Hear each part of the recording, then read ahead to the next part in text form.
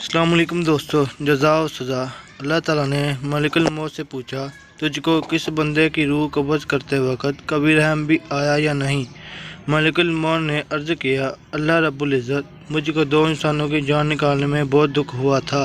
अगर तेरा हुक्म ना होता तो मैं हरगिज़ इनकी जान ना निकालता।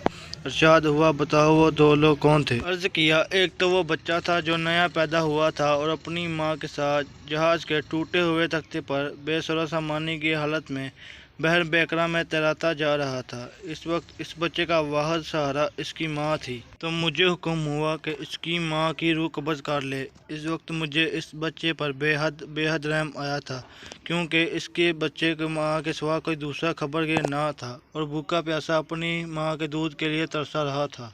बारी ताला दूसरा एक बादशाह था जिसने एक शहर कमाल आरजू से ऐसा बनवाया था कि वैसा शहर दुनिया में कहीं ना था। वो शहर तैयार हो गया और बादशाह अपने शहर को देखने पहुंचा। तो जिस वक्त एक कदम इसका शहर के दरवाजे में था तो मुझे हुक्म हुआ कि इसकी जान कब्ज़ कर ले। इस वक्त भी मुझे बहुत रोना आया था कि वो बादशाह क्या कुछ हसरतें अपने दिल में ले गया होगा। अल्लाह ताला ने फरमाया, इज़राइल, तुम्हें एक ही शख्स पर दो बार रहम आया, क्योंकि ये बादशाह वही बच्चा शद्दाद था जिसको हमने बगैर माँ बाप के बिना किसी सहारे के समुंदर की तेज़ तंद लहरों और तूफानों में महफूज रखा और इसको हशमत स्रोत की बुलंदियों पर पहुँचाया। और जब ये इस मर्तबे को पहुँचा तो हमारी ताबेदारी से मुँह मोड़ा और तकब्बर करने लगा और आखिरकार अपनी सज़ा को पहुँचा।